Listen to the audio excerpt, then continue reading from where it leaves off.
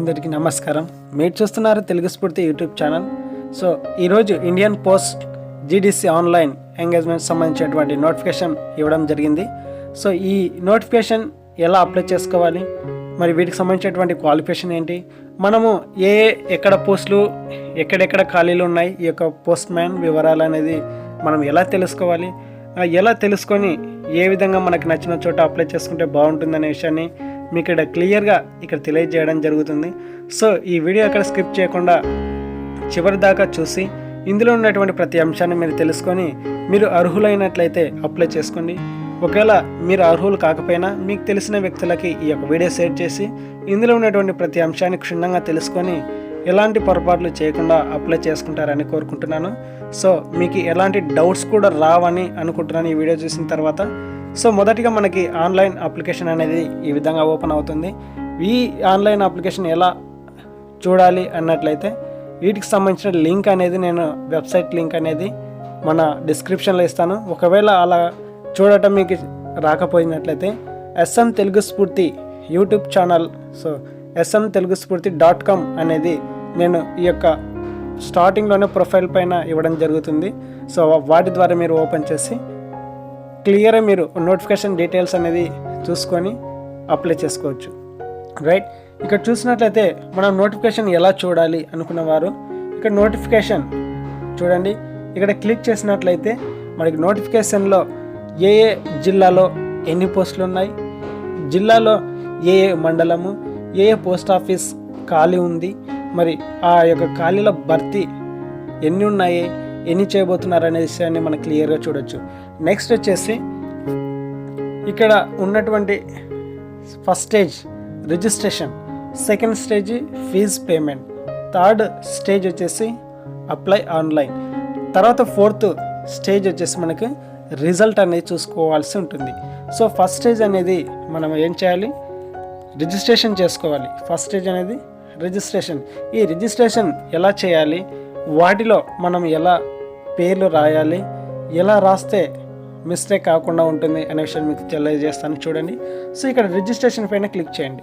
Right, ఇక్కడ instructions, వాటికి సంబంధించిన ఇన్స్ట్రక్షన్స్ కొన్ని కండిషన్స్ వల్ల ఉంటాయి, చదవాలనుకున్న వాళ్ళు చదువుకోవచ్చు. నెక్స్ట్ వచ్చేసి రిజిస్ట్రేషన్ చేసుకోవాలనుకున్న వాళ్ళు రిజిస్ట్రేషన్ పైన క్లిక్ చేయండి. ఇక ఒకవేళ మీరు రిజిస్ట్రేషన్ చేసుకున్నాక కూడా మొబైల్ నెంబర్ చేంజ్ చేసుకోవాలనుకున్నట్లయితే సో మీరు రిజిస్టర్ చేసుకున్న తర్వాత ఆ తర్వాత అయినా సరే మీరు వేరే మొబైల్ నెంబర్ చేంజ్ చేసుకోవాలి. నేను మొదటిన వేరే మొబైల్ నెంబర్ ఇవ్వడం జరిగింది. సో ఇప్పుడు నేను కొత్త మొబైల్ కావచ్చు, ఫ్రెండ్స్, ఫ్యామిలీ ఏదైనా సరే మరొక నెంబర్ యాడ్ చేయాలనుకున్నప్పుడు ఇక్కడ మొబైల్ చేంజ్ అనేది ఆప్షన్ తీసుకుని మీరు కొత్త మొబైల్ నెంబర్ని యాడ్ చేసుకోవచ్చు. నెక్స్ట్ వచ్చేసి ఒకవేళ మీరు పాస్వర్డ్ మర్చిపోయారు, హాల్ టికెట్ డౌన్లోడ్ చేసుకున్న టైంలో కావచ్చు, ఒకవేళ అదేవిధంగా ఫీజ్ పేమెంట్ విషయంలో కావచ్చు, రిజిస్ట్రేషన్ అయిపోయిన తర్వాత అప్లికేషన్ సబ్మిట్ చేసే టైంలో కావచ్చు, మీరు ఆ యొక్క రిజిస్ట్రేషన్ నెంబర్ మర్చిపోయినారు, పాస్వర్డ్ అనేది మర్చిపోయినారు అనుకున్నట్లయితే ఇక్కడ మీరు క్లిక్ చేసి మీ యొక్క పాస్వర్డ్ అనేది ఏ మొబైల్ నెంబర్ ఇచ్చారో ఆ మొబైల్ నెంబర్కి OTP అనేది రావడం జరుగుతుంది. ఆ OTP ద్వారా మీరు ఈ యొక్క మళ్ళా కొత్త పాస్వర్డ్ అనేది చేంజ్ చేసుకోవాల్సి ఉంటుంది. ఇది మీకు ఎలా అప్లై చేసుకోవాలి, ఇన్స్ట్రక్షన్స్ ఏంటి అనే విషయం తెలుసుకోవాలి. అంటే కొన్ని నియమ నిబంధనలు అంటారు ఇన్స్ట్రక్షన్స్ అంటే, వాటిని మంచి చెడు ఎలాంటి విధంగా మనం కట్టుబడి ఉండాలనే విషయం తెలియజేస్తారని అర్థం. రైట్, ఇక నెక్స్ట్ వచ్చేసి పేమెంట్ స్టేజ్ అనేది ఇక్కడ ఇన్స్ట్రక్షన్స్ వాళ్ళు తెలియజేయడం జరిగింది. ఈ ఇన్స్ట్రక్షన్స్లో పేమెంట్ అనేది ఆన్లైన్ పేమెంట్, డెబిట్ పేమెంట్ అంటే ATM card, credit card, online banking, so ఈ విధంగా కొన్ని ఆప్షన్స్ అనేది ఇవ్వడం జరిగి ఉంటుంది. సో అది నేను ఓపెన్ చేయలేదు, మీకు జస్ట్ ఎక్స్ప్లెయిన్ చేస్తున్నాను. మీకు నచ్చిన ఆప్షన్ సెలెక్ట్ చేసుకొని ఇక్కడ క్లిక్ చేసిన తర్వాత మీకు నచ్చిన ఆప్షన్ క్లిక్ చేసుకొని ఆ తర్వాత వాటిలో మీ యొక్క ఫీజు పేమెంట్ అనేది చెల్లించవలసి ఉంటుంది. రైట్, నెక్స్ట్ వచ్చేసి పే ఆన్లైన్ కింద చూడండి, పే ఆన్లైన్. ఆ ఇన్స్ట్రక్షన్స్ అన్నీ చూసిన తర్వాత పే ఆన్లైన్, మీరు ఆన్లైన్లో అక్కడ ఉన్నటువంటి ఆప్షన్స్ ఆధారంగా మీకు మీ దగ్గర ఉన్నటువంటి ఒకవేళ డెబిట్ కార్డ్ అయితే ATM అంటారు, క్రెడిట్ కార్డ్ అయితే ATM రూపంలోనే ఉంటుంది. ఇది కూడా వాళ్ళ క్రెడిట్ కార్డు ఉన్న వాళ్ళకి తెలుస్తుంది. ఇక ఒకవేళ డెబిట్ కార్డ్, క్రెడిట్ కార్డ్ ఇలా లేకపోయినా పర్లేదు, ఆన్లైన్ బ్యాంకింగ్ సిస్టమ్ వాళ్ళకు ఒక పాస్వర్డ్ ఉంటుంది, బ్యాంక్ అంటే సపరేట్ బ్యాంక్ యొక్క లాగిన్ లాంటిది. సో ఆ విధంగానైనా వాళ్ళు పేమెంట్ చేసే అవకాశం ఉంటుంది ఇక్కడ. సో ఏదైతే మీరు ఈ యొక్క పే ఆన్లైన్ ద్వారా చేసి మీకు సరైనటువంటి ఆప్షన్ ఎంచుకొని మీరు పేమెంట్ అనేది చేయవలసి ఉంటుంది. ఇక నెక్స్ట్ వచ్చేసి ఇక్కడ అప్లై నౌ చూడండి. నెక్స్ట్ వచ్చి థర్డ్ స్టేజ్ అప్లై నౌ. ఈ ఫీజ్ పేమెంట్ అంటే ఎస్సీ ఎస్టీ మరి ఉమెన్స్ వాళ్ళకైతే ఫీజ్ అనేది ఎగ్జంప్షన్, నో ఫీజ్ అండి, ఎగ్జంప్షన్ ఇవ్వడం జరిగింది. ఇక ఇతర కేటగిరీ వాళ్ళు అంతా తప్పనిసరి ఫీజు పేమెంట్ చేయాల్సి ఉంటుంది. ఎస్సీ ఎస్టీ వాళ్ళకి ఫీజు లేదు కాబట్టి, ఉమెన్స్ ఎస్సీ ఎస్టీ వీళ్ళకి ఎలాంటి ఫీజు లేదు కాబట్టి దయచేసి మీరు ఫీజు మాత్రం పే చేయకుండా ఉండడం మంచిది. ఫీజు చేసినా అది మీకు వేస్ట్ అవుతుంది. సో దయచేసి ఇది తప్పనిసరిగా మీరు గుర్తుపెట్టుకోవాలి. ఇక నెక్స్ట్ వచ్చేసి third stage apply online. Fee payment చేసిన తర్వాత ఎవరైతే ఎస్సీ ఎస్టీ అండ్ ఉమెన్స్ సంబంధించిన వాళ్ళు ఎలాంటి ఫీజు పేమెంట్ చేయలేదో, అంటే వాళ్ళకి ఎలిజిబుల్ లేదో, వాళ్ళకి ఫీజు పేమెంట్ యొక్క రిజర్వేషన్ ఉన్నట్లయితే వాళ్ళు తప్పనిసరిగా ఇక్కడ అప్లై ఆన్లైన్ డైరెక్ట్గా చేసుకోవచ్చు. రిజిస్ట్రేషన్ చేసుకున్న తర్వాత డైరెక్ట్ ఆన్లైన్ అప్లై చేసుకోవచ్చు. ఫీజు పే చేసే వాళ్ళు మాత్రం రిజిస్ట్రేషన్ తర్వాత ఫీజు పే చేసిన తర్వాత థర్డ్ స్టేజ్ అప్లై ఆన్లైన్కి రావాల్సి ఉంటుంది. ఒకవేళ ఎస్సీ ఎస్టీ వాళ్ళు ఏంటంటే ఇక్కడ చూడండి, ఇక్కడ రిజిస్ట్రేషన్ చేసుకొని తర్వాత డైరెక్ట్ అప్లై ఆన్లైన్కి రావచ్చు. రైట్, ఇప్పుడు ఆన్లైన్ అప్లై ఇక్కడ ఇట్లా ఇన్స్ట్రక్షన్స్, ఇక్కడ కూడా కొన్ని కండిషన్స్ వాటికి సంబంధించిన నియమ నిబంధనలు ఉంటుంది, అక్కడ చదువుకోవచ్చు మీరు. సో అలాగే అప్లై ఆన్లైన్, ఇక్కడ అప్లై ఆన్లైన్ అనేది ఈ విధంగా చేసుకోవాలి. సో ఇప్పుడు మనం రిజిస్ట్రేషన్ ఎలా చేసుకోవాలి అనే విషయాన్ని ఇక్కడ క్లిక్ చేయండి. సో నేను రిజిస్ట్రేషన్ పైన క్లిక్ చేయడం జరిగింది. సో మనకి ఈ విధంగా వస్తుంది. మన మొబైల్ అయినా చేయొచ్చు. మనం ఇలా రీలోడ్ చేస్తూనే ఉంటే ఆటోమేటిక్ అది ఓపెన్ అవుతుంది. ఎందుకంటే ఒక్కోసారి నెట్వర్క్ బిజీ అంటాం కదా మనము, అలానే ఇక్కడ సర్వర్ అనేది ఇంటర్నెట్కి సంబంధించిన సర్వర్ అనేది ఓపెన్ కాదు. సో అలా క్లిక్ చేస్తూ ఉన్నట్లయితే మనకు ఆటోమేటిక్గా ఇలా ఓపెన్ అవుతుంది. కాబట్టి ఇక్కడ కొన్ని చూడండి, ఇక్కడ మీరు రిజిస్ట్రేషన్ ఫామ్ ఎలా ఫిలప్ చేయాలి ఇక్కడ క్లియర్గా చూపిస్తాను. ఇక్కడ వచ్చేసి యాజ్ పర్ 10th క్లాస్, మీ యొక్క 10th క్లాస్లో నేమ్ అనేది ఎలా ఉంటే అలా రాయండి. ఫాదర్ నేమ్, మీ యొక్క 10th క్లాస్లో ఫాదర్ నేమ్ కావచ్చు, మదర్ నేమ్ కావచ్చు, ఏదైతే అక్కడ మీ యొక్క 10th క్లాస్లో ఏ విధంగా ఉందో ఆ విధంగానే రాయండి. నెక్స్ట్ వచ్చేసి మీ యొక్క మొబైల్ నెంబర్, నెక్స్ట్ వచ్చేసి మీకు ఆధార్ ఉంటుంది కదా, మీ యొక్క ఆధార్ నెంబర్ అనేది రాయండి. నెక్స్ట్ వచ్చేసి ఈమెయిల్ ఐడి. సో మీకు ఈమెయిల్ ఐడి లేదనుకోండి, మీ ఫ్రెండ్స్ దన్నా, ఎవరైనా మీ రిలేటివ్స్ దన్నా ఏదో ఒకటి కాంటాక్ట్ కింద మనము నెంబర్ లేకపోయినా ఎవరైనా ఫోన్ చేయాలంటే మనం ఇతర వాళ్ళ నెంబర్లు ఎలా ఇచ్చుకుంటామో సేమ్ ఇక్కడ కూడా మన ఈమెయిల్ ఐడి అనేది మన నమ్మకమైన వ్యక్తుల ఈమెయిల్ అనేది ఇక్కడ మనము ఎంటర్ చేసుకోవచ్చు. నెక్స్ట్ వచ్చేసి మీ యొక్క 10th క్లాస్లో ఉన్నట్లుగానే డేట్ ఆఫ్ బర్త్ ఇవ్వండి. ఆధార్లో ఉన్నట్లు ఇవ్వకండి. 10th క్లాస్ సర్టిఫికేట్లో ఏ విధంగా ఉందో ఆ విధంగా డేట్ ఆఫ్ బర్త్ అనేది ఇవ్వండి. వీలైతే ఆధార్ కార్డులో మనము చేంజ్ చేసుకునే ఛాన్స్ కూడా ఉంటుంది కాబట్టి ఎప్పుడైనా మనం చేంజ్ చేసుకోవచ్చు. సో దాన్ని గమనించండి. ఇక నెక్స్ట్ వచ్చేసి ఇక్కడ కొన్ని ఆప్షన్స్ ఉన్నాయి చూడండి. ఇక్కడ మీరు మేల్ అయితే మేల్, ఫీమేల్ అయితే ఫీమేల్, సో ట్రాన్స్జెండర్ అయితే ట్రాన్స్జెండర్. సో మేల్ అంటే ఇక్కడ పురుషులు, ఫీమేల్ అంటే ఇక్కడ స్త్రీలు. ఇక్కడ పురుషులు కాదు, స్త్రీలు కాదు, ఆ విషయం మీకు తెలుసు కాబట్టి మీకు ఆ విధంగా అప్లై చేసుకోవచ్చు. సో ఇక నెక్స్ట్ ఇక్కడ అయిపోయింది. థర్డ్ వన్ వచ్చేసి కమ్యూనిటీ. మీ యొక్క కమ్యూనిటీ ఏంటి? ఎస్సీనా, ఎస్టీనా, బీసీనా? సో సంబంధించినటువంటి ఇక్కడ కేటగిరీస్ అనేది ఉండడం జరుగుతుంది. ఒకవేళ ఎస్సీ అయితే ఎస్సీ అని టిక్ చేయండి, ఎస్టీ అయితే ఎస్టీ టిక్ చేయండి, ఓబీసీ అయితే ఓబీసీ టిక్ చేయండి, యూఆర్ అయితే యూఆర్ అంటే అన్రిజర్వ్డ్ కేటగిరీ వాళ్ళు అయితే ఓపెన్ కేటగిరీ వాళ్ళు అయితే ఇక్కడ టిక్ చేయండి. సో ఈ విధంగా మనము ఇలా సెలెక్ట్ చేసుకున్నట్లయితే ఈ విధంగా మనకు రావడం జరుగుతుంది. రైట్, ఈ విధంగా సెలెక్ట్ చేసుకోవాలి మీ యొక్క క్యాస్ట్ ఏదనేది. ఇక నెక్స్ట్ వచ్చేసి ఒకవేళ క్యాస్ట్ సెలెక్ట్ చేసుకున్న తర్వాత ఇక్కడ మనకి ఎకనామికల్ వీకర్ సెక్షన్ సంబంధించినటువంటి వస్తాయి, సబ్ ఆప్షన్ సర్టిఫికేట్ అప్లోడ్ అని. సో ఇక్కడ మన క్యాస్ట్ సంబంధించిన అప్లికేషన్ ఇలాంటివి వాళ్ళకి తెలియజేయడం జరుగుతుంది. సో ఒకవేళ ఎస్సీ అన్నామనుకోండి, క్యాస్ట్ సర్టిఫికేట్ అనేది లాస్ట్లో మనకి అప్లోడ్ చేసేటువంటి అవకాశం ఉంటుంది. చూద్దాం ఒకసారి. సో ఈ విధంగా ఉంటుంది కాబట్టి మనం అప్లోడ్ చేయవలసి ఉంటుంది తర్వాత నెక్స్ట్ పేజ్లో. ఇక నెక్స్ట్ వచ్చేసి ఇక్కడ ఆర్ యూ పర్సన్ డిజబుల్డ్, మీరు ఫిజికల్ హ్యాండ్ కాపుడున్నా అవునైతే ఇక్కడ ఎస్ అని టిక్ చేయండి, నో అయితే నో అని టిక్ చేయండి. అంటే మీరు ఎస్ అన్నట్లయితే మీరు ఫిజికల్ హ్యాండ్ క్యాప్డ్ అని అర్థం. ఒకవేళ మీరు ఫిజికల్ హ్యాండ్ క్యాప్డ్ కాదు అనుకున్నట్టయితే నో కాదు అని పెట్టండి, రైట్. ఇక నెక్స్ట్ వచ్చేసి సో ఈ విధంగా చేసుకున్న తర్వాత ఇక్కడ చూడండి circle in which the 10th class passed. So మనం ఎక్కడ ఏ విధంగా పాస్ అయ్యామనే విషయం మనం తెలుసుకోవాలి.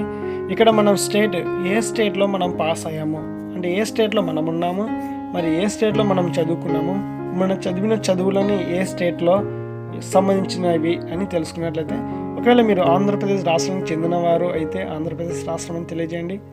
అలాగే ఒకవేళ ఆంధ్రప్రదేశ్ రాష్ట్రం అయి ఉండి కూడా మీరు నాన్ లోకల్లో చదివి ఉంటారు, తెలంగాణలో ఇట్లా ఇతర రాష్ట్రాల్లో చదువుకున్నట్లయితే ఆ 10th క్లాస్ ఏ రాష్ట్రంలో చదివారో ఆ రాష్ట్రాన్ని ఎంచుకోండి, రైట్.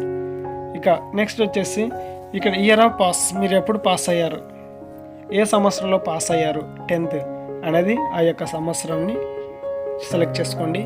ఇక నెక్స్ట్ వచ్చేసి మీరు కంపార్ట్మెంటల్ పాస్ అయ్యారా లేదా సప్లిమెంటరీ పాస్ అయ్యారా అనే విషయాన్ని మీరు ఇక్కడ ఇవ్వవలసి ఉంటుంది. సో కంపార్ట్మెంటల్ అంటే ఒక సంవత్సరం, అంటే ఒకసారి ఫెయిల్ అయిన తర్వాత ఒక సంవత్సరం వెయిట్ చేసి రెండో సంవత్సరంలో కూడా మిగిలిన సబ్జెక్టులు పూర్తిగా రాసుకొని పాస్ అయితేనే దాన్ని కంపార్ట్మెంటల్ అంటారు. అది 1 సంవత్సరం కావచ్చు, 2 సంవత్సరాలు కావచ్చు, 3 సంవత్సరాల తర్వాత పాస్ అయినటువంటి వారిని కంపార్ట్మెంటల్ అంటారు, రైట్. దాన్ని ఒకవేళ సప్లిమెంటరీ అయితే సప్లిమెంటరీ అన్నా కంపార్ట్మెంటల్ అన్నా అంతా ఒకే దాని కిందకి, అంటే ఒక్కసారి ఫెయిల్ అయిన తర్వాత అది కంపార్ట్మెంటల్ కిందకి వస్తుంది. సో ఇది గమనించండి. రెగ్యులర్ అయితే ఒకేసారి మార్చిలో ఎగ్జామ్ పెడితే జూన్లో పాస్ కావడం, అంటే ఒకేసారి మార్చిలో రాసడం వల్లనే పాస్ అయినారు కాబట్టి వాళ్ళు రెగ్యులర్ పాస్ అయినట్లు. పాస్డ్ ఇన్ ఫస్ట్ అటెంప్ట్ అనమాట. పాస్డ్ ఇన్ ఫస్ట్ అటెంప్ట్, మొదటిసారి నేను పాస్ అయ్యాను అనుకునే వాళ్ళు ఇక్కడ టిక్ చేయండి. లేదు నేను ఒకసారి ఫెయిల్ అయ్యి మళ్ళీ కట్టుకొని రాశాను అనుకున్న వాళ్ళు, సో వాళ్ళు తప్పనిసరి కంపార్ట్మెంటల్లో సప్లిమెంటరీ అనేది అయి ఉంటుంది కాబట్టి వాళ్ళు ఇది టిక్ చేయండి, ఇది టిక్ చేయకండి. సో నెక్స్ట్ వచ్చేసి నెక్స్ట్ స్టెప్ చూసినట్లయితే మీకు బైసికిల్ నడపడం వచ్చా అనేది ఇక్కడ టిక్ చేయండి. బైసికిల్ అంటే సైకిల్ కావచ్చు, మోటార్ సైకిల్ కావచ్చు, సంబంధించి ఎక్సెల్ స్కూటీ ఇలాంటివి సంబంధించింది. మీకు డ్రైవింగ్ చేయడం వచ్చా లేదా అనేది. ఒకవేళ ఎస్ అయితే ఎస్ అని టిక్ చేయండి. నో మీకు ఏం రాదు అన్నట్లయితే ఇక్కడ నో అని టిక్ చేయండి. సో ఆల్మోస్ట్ ఎస్ అనే టిక్ చేయడానికి ప్రయత్నం చేయండి. ఇది ఎందుకంటే సో టిక్ చేసిన వాళ్ళకి, అంటే డ్రైవింగ్ వచ్చిన వాళ్ళకే మొదటి ప్రయారిటీ ఇచ్చేటువంటి అవకాశం ఉంటుంది. సో దయచేసి మీరు ఇక్కడ టిక్ చేసుకోవాల్సిన బాధ్యత మీపైనే ఉంది కాబట్టి మీకు నచ్చింది ఇక్కడ పెట్టుకోండి. ఇక నెక్స్ట్ స్టెప్ చూస్తే ఇక్కడ వెదర్ ఎంప్లాయిడ్, మీరు ఎక్కడైనా ఎంప్లాయ్మెంట్గా వర్క్ చేశారా అంటే ప్రైవేట్ కంపెనీలలో కాదండి, గవర్నమెంట్ సెక్టర్లలో ఎక్కడైనా కానీ కాంట్రాక్ట్ బేస్ కింద, అలాగే అవుట్సోర్సింగ్ కింద, ఇలా ఎక్కడైనా సరే గవర్నమెంట్ సన్నిధిలో మీరు ప్రభుత్వ కార్యాలయాల్లో కొంతకాలం పాటు జాబ్ చేశారా, ఆ జాబ్ సంబంధించిన ఐడి కార్డ్ అనేది మీకు ఉంటుంది కాబట్టి ఎస్ అయితే ఎస్ టిక్ చేయండి, నో అయితే నో అని టిక్ చేయండి, రైట్. ఇక నెక్స్ట్ వచ్చేసి employer no is available, so ఇది కూడా నో అని క్లిక్ చేసుకోండి. ఇక నెక్స్ట్ వచ్చేసి ఇక్కడ ఈ యొక్క క్యాప్షన్ ఉంది కదా, ఈ క్యాప్షన్ ఇక్కడ ఎంటర్ చేయండి. చేసిన తర్వాత ఒకసారి ప్రీవ్యూ అంటే ఒకసారి క్లిక్ చేసిన తర్వాత మొత్తం షీట్ అనేది ఓపెన్ కావడం జరుగుతుంది. ఇదంతా రైట్, ఓపెన్ కావడం జరుగుతుంది. అప్పుడు మీ యొక్క ఫోటో, మీ యొక్క డీటెయిల్స్ అనేది చెక్ చేసుకోవచ్చు కరెక్ట్గా. చేసుకున్న తర్వాత ఇక్కడ 2 టిక్ బాక్స్ ఉన్నాయి, ఈ 2 టిక్ బాక్సులు టిక్ చేసి సబ్మిట్ చేయండి. సబ్మిట్ చేసిన తర్వాత మీకు మొబైల్కి ఒక కోడ్ నెంబర్ వస్తుంది, రిజిస్టర్ కోడ్ నెంబర్. ఆ నెంబర్ అనేది చాలా జాగ్రత్తగా పెట్టుకోవడం మాత్రం మర్చిపోకండి, రైట్. ఇక నెక్స్ట్ స్టెప్ ఏంటనేది చూద్దాం. చూడండి, ఇక్కడ మనము రిజిస్ట్రేషన్ అనేది అయిపోయింది. సెకండ్ ఫీజు పేమెంట్, ఇక్కడ ఫీజు పేమెంట్ చేయొచ్చు. మీ యొక్క ఆ యొక్క రిజిస్టర్ నెంబర్, మీ యొక్క మొబైల్ నెంబర్కి ఏదైతే వచ్చిందో అది టైప్ చేసి మీరు ఓపెన్ చేసి మీ యొక్క ఫీజు పేమెంట్ని చేయవచ్చు. సో అది కూడా మీకు చూపిస్తాను, ఒకసారి చూడండి.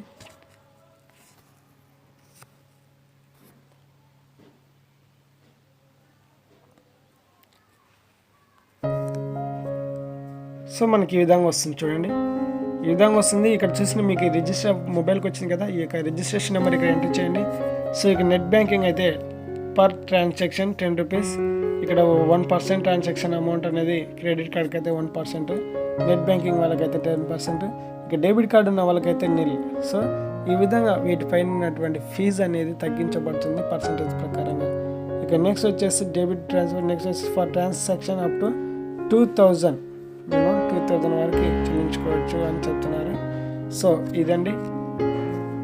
తర్వాత ఇక్కడ మీరు ఆ విధంగా డీటెయిల్స్ అన్నీ ఇచ్చిన తర్వాత మీ యొక్క మేక్ పేమెంట్ అనేది క్లిక్ చేయండి. క్లిక్ చేసిన తర్వాత ఆటోమేటిక్గా మీ యొక్క ఏటీఎంలో కార్డులో ఉన్నటువంటి బ్యాలెన్స్ అనేది కట్ అయ్యి మీ ఫీజు అనేది పే చేసినట్లుగా నిర్ధారించబడుతుంది. రైట్, ఇది ఒకసారి మనం బ్యాక్ వెళ్ళి నెక్స్ట్ ఫీజు పేమెంట్ చేసిన తర్వాత ఆన్లైన్ అప్లై ఎలా చేయాలనేది చూద్దాం. సో ఆన్లైన్ అప్లికేషన్ అనేది ఈ విధంగా ఉంటుంది, చెప్పాను కదా. ఇప్పుడు మనము ఫస్ట్ స్టేజ్ దాటేసాము, సెకండ్ స్టేజ్ కూడా దాటేసాము, థర్డ్ స్టేజ్ ఆన్లైన్ అప్లికేషన్కి వచ్చేసాము. సో ఇక్కడ ఆన్లైన్ పైన క్లిక్ చేయండి, అప్లై అయింది కదా. ఈ అప్లై పైన క్లిక్ చేసినట్లయితే మనకి ఫామ్ అనేది ఓపెన్ కావడం జరుగుతుంది. అక్కడ మనం ఎలా అప్లై చేయాలని చూద్దాం. సో ఈ విధంగా వస్తుందండి అప్పుడప్పుడు. సో ఎందుకంటే సర్వర్ బిజీ కాబట్టి ఒకసారి ఓపెన్ కాకపోవచ్చు. సో రిఫ్రెష్ మాత్రం చేయండి, చేస్తే మీకు ఓపెన్ కావడం జరుగుతుంది. ప్రయత్నం చేయండి, ఒకవేళ రాకపోతే మళ్ళీ ఫ్రెష్గా మీరు అప్లికేషన్ ఓపెన్ చేసి చూసుకోవచ్చు. ఇక్కడ చూడండి, ఇక్కడ ఫస్ట్ రిజిస్ట్రేషన్ అనేది అయ్యింది అనేది టిక్ మార్క్ ఉంటుంది. ఒకవేళ పెండింగ్ ఉంటే ఈ విధంగా ఎంటీ బాక్స్ లాగా కనిపిస్తాయి. రైట్, ఏదైతే మనం ఫిలప్ చేస్తున్నామో అన్ని గుర్తించాలంటే ఇక్కడ టిక్ మార్క్స్ అనేది రావడం జరుగుతుంది. రైట్, ఇక్కడ అప్లికేషన్ టిక్ మార్క్ ఈ విధంగా వస్తుంది. నెక్స్ట్ వచ్చేసి అప్లోడ్ డాక్యుమెంట్స్, ఏమేమి డాక్యుమెంట్స్ అప్లోడ్ చేస్తున్నాము అంటే ఫోటో, సిగ్నేచర్, క్యాస్ట్ సర్టిఫికేట్. ఒకవేళ మీకు కంప్యూటర్కి సంబంధించిన నాలెడ్జ్ సర్టిఫికేట్ ఏవైనా ఉన్నట్లయితే మీరు అప్లై చేసుకోవచ్చు. సో ఆ విధంగా నెక్స్ట్ చూద్దాం ప్రిఫరెన్స్ సెంటర్స్ అని డివిజన్ 5 డివిజన్స్ ఉంటాయి, మొత్తం 5 డివిజన్స్ ఉంటాయి. ఈ 5 డివిజన్స్లో ఏ జిల్లా మీకు ఇంట్రెస్ట్ ఉందో ఆ యొక్క జిల్లాలో ప్రిఫరెన్స్ అనేది మీరు ఇచ్చుకోవచ్చు. సో జాగ్రత్తగా మీకు నచ్చిన జిల్లాలో మీకు నచ్చిన ప్రాంతంలో ఈ యొక్క పోస్ట్ మ్యాన్ ఉద్యోగాన్ని మీరు ఎంచుకునే అవకాశం మీకే కల్పించబడుతుంది. కాబట్టి మీరే సెలెక్ట్ చేసుకోండి, మీ యొక్క ప్రాంతానికి అనుకూలంగా కావచ్చు, పోస్టుల ఆధారంగా కావచ్చు, అలాగే అక్కడ వాతావరణ పరంగా ఏదైతే ఏమి మీకు నచ్చిన చోట మీరు టిక్ చేసుకొని సెలెక్ట్ చేసుకోవచ్చు. రైట్, ఇది ఇక్కడ మీరు ఇక్కడ ఓపెన్ చేయాలి. ఇక్కడ ఎంటర్, ఒకవేళ ఇవన్నీ చేయాలంటే ప్రాసెస్ ఎంటర్ రిజిస్ట్రేషన్ నెంబర్ చేసి ఇక్కడ సర్కిల్ ఓపెన్ చేసినామంటే మనకి స్టేట్ వస్తుంది. ఆంధ్రప్రదేశ్ అయితే ఆంధ్రప్రదేశ్ టిక్ చేయండి, ఢిల్లీ అయితే ఢిల్లీ, తెలంగాణ అయితే తెలంగాణ. ఈ 3 స్టేట్లలో మాత్రమే ఈ యొక్క జాబ్స్లు అనేది ఓపెన్ అంటే జాబ్స్ అనేది ఇవ్వడం జరిగింది. కాబట్టి ఇక్కడలో మనకు నచ్చిన స్టేట్ అంటే మనం చదివిన స్టేట్ ఏదనేది ఇక్కడ మనం సెలెక్ట్ చేసుకున్న స్టేట్ ఏదనేది ఇక్కడ సెలెక్ట్ చేసుకోవాల్సి ఉంటుంది. సో మేబీ ఆంధ్రప్రదేశ్ ఉంటుంది, తెలంగాణ ఉంటారు. సో వీళ్ళు మాత్రం ఈ విధంగానే వాళ్ళు నచ్చిన స్టేట్ని ఎంచుకుంటారు. అంటే నచ్చినట్టు కాదు, వాళ్ళ నివాసస్థానం బట్టి వాళ్ళు ఎంచుకున్న పోస్ట్ ఆధారంగా బట్టి వాళ్ళ స్టేట్ని ఎంచుకుంటారు. రైట్, చేసిన తర్వాత ఇక్కడ సబ్మిట్ చేయండి. సబ్మిట్ చేసిన తర్వాత ఫామ్ ఓపెన్ అవుతుంది. సో అక్కడ అడ్రస్ ఉంటుంది, అడ్రస్ అనేది లెఫ్ట్ సైడ్ రైట్ సైడ్ అయితే అక్కడ అడ్రస్ అనేది రాయండి. అడ్రస్ ఇచ్చిన తర్వాత కిందికి వచ్చేస్తున్నారంటే మీరు ఆటోమేటిక్గా బాక్సెస్ కనిపిస్తాయి. ఆ బాక్స్లలో 200 KB మ్యాక్సిమం 200 KB సైజ్ ఉండాలి. ఫోటో సిగ్నేచర్ సో సిగ్నేచర్ చాలా తక్కువ ఉండాలి, చూసుకోండి. దాన్ని 130 ఆ మధ్యలో ఉన్న పర్లేదు. సో సిగ్నేచర్ 20 KB అనుకుంటారు, మేబీ 20 KB. సో ఆ 20 KB ఫోటో మాత్రమే 200 KB బిలో ఉండాలి. సో 200 KB బిలో ఆ విధంగా మీరు సెట్ చేసుకున్న తర్వాత అప్లోడ్ చేసుకోండి. నెక్స్ట్ వచ్చేసి కంప్యూటర్ సర్టిఫికేట్ ఉంటే కంప్యూటర్ సర్టిఫికేట్, అలాగే 10th మార్క్స్ మేము, అలాగే మీకు సంబంధించిన ఇంకా ఏదైనా కానీ యాడ్ క్వాలిఫికేషన్స్ ఉంటే ఉంటే మీరు జత చేయొచ్చు. సో ఇవన్నీ సిద్ధంగా పెట్టుకొని సరైనటువంటి సైజుని పెట్టుకున్న తర్వాతనే మీరు అప్లికేషన్ అనేది స్టార్ట్ చేయండి. అలా చేసినట్లయితేనే మీకు చాలా సులభంగా అప్లికేషన్ అనేది ఫాస్ట్గా అవుతుంది, వెంటనే అప్లోడ్ అవుతాయి, వెంటనే సక్సెస్ఫుల్ కూడా వస్తుంది. సో ఒకవేళ సక్సెస్ఫుల్ రాకుండా వెంటనే మధ్యలో ఆగిపోయింది అనుకోండి, సో మీరు ఎక్కడైతే వర్క్ ఆపేస్తారో, ఫిలప్ చేయడం ఆపేస్తారో సో అక్కడి దాకా కరెక్ట్గా ఉంటుంది. మళ్ళీ యథావిధిగా మీరు ఎక్కడైతే ఆగిపోయారో అక్కడి నుంచే స్టార్ట్ అవుతుంది. మళ్ళీ అక్కడ నుంచి మీరు యథావిధిగా కంటిన్యూషన్గా ముందుకెళ్ళి ఇంకా పూర్తి డీటెయిల్స్ అన్ని ఇచ్చి సరైన డాక్యుమెంట్స్ అన్ని అప్లోడ్ చేసిన తర్వాత మీరు సబ్మిట్ చేసిన తర్వాత ప్రింట్ అనే వస్తుంది. ప్రింట్ తీసుకొని ఆ యొక్క అప్లికేషన్ చాలా జాగ్రత్తగా ఉంచుకోవడం మంచిది. సో ఇదండి మన పోస్ట్ మ్యాన్ సంబంధించినటువంటి జాబ్స్, డాక్ సేవక్ ఎంగేజ్మెంట్ సంబంధించిన జాబ్స్ వివరాలు మనం చూసాం కదా. మరి వెంటనే ఈ వీడియో మీకు నచ్చిందని నేను కోరుకుంటున్నాను. ఇక మరిన్ని అప్డేట్ విషయాల కోసం చూస్తూ ఉండండి. తప్పనిసరిగా సబ్స్క్రైబ్ చేసుకొని లైక్ చేస్తారని కోరుకుంటున్నాను. జై హింద్, మీ తెలుగు స్ఫూర్తి YouTube channel. Thank you friends, thank you for watching.